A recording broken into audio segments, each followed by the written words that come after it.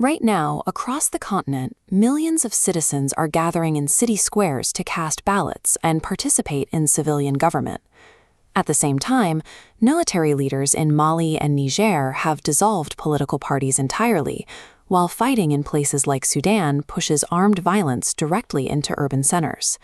Yet we also see major diplomatic agreements being signed to end decades of fighting, and countries like Gabon logging their highest voter turnouts in 30 years. To figure out which of these two paths will dictate the region's future, political analysts are looking closely at one specific event: the August 2026 general election in Zambia. Zambia has a long track record of peaceful transitions of power. How the country handles the friction of this upcoming race will serve as a real-time stress test for democratic institutions across the entire region. The man defending his office is the incumbent, President Hakainde Hichilema. He won the 2021 election by a comfortable margin, but he approaches 2026 in a highly defensive position. His rivals are no longer splitting the vote by running individual campaigns. Instead, opposition parties are merging into massive, highly coordinated coalitions to combine their voter bases and unseat him. The former ruling party has teamed up with several other groups to form the Tonse Alliance, rallying behind candidate Brian Mondubile. Right next to them is the Orange Alliance, backing another major challenger, Harry Kalaba. When opposition factions consolidate this heavily, the sheer political weight tests the structural integrity of an incumbent government. It forces the state to prove it can run a fair, competitive race against a unified threat. Adding to that pressure is a complete rewrite of the rules of engagement. In 2025, Zambia passed a constitutional amendment that altered how politicians actually win seats in this building. They moved away from a basic winner-take-all model to what political scientists call a mixed-member majoritarian system. It's a method that forces campaigns to compete on two different tracks at once. The 266 National Assembly seats split into two categories.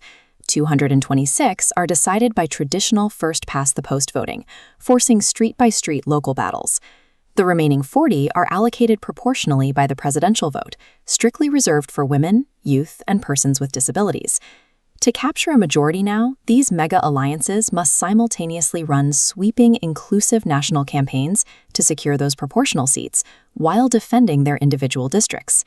When you map this intense political maneuvering against the latest data from the Global State of Democracy Initiative, Zambia's internal friction reflects the wider push and pull happening across the region.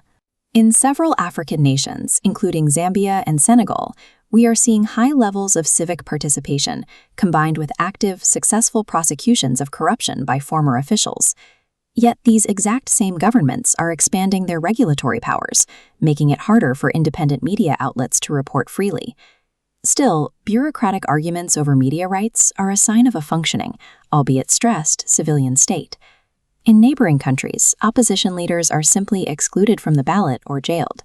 And in regions where the political process completely disintegrates, power is determined not by ballot design, but by active armed insurgencies like the M23 rebels in the Democratic Republic of Congo. Zambia sits at the center of these trends, balancing the benefits of high civic engagement against the friction of state-controlled media.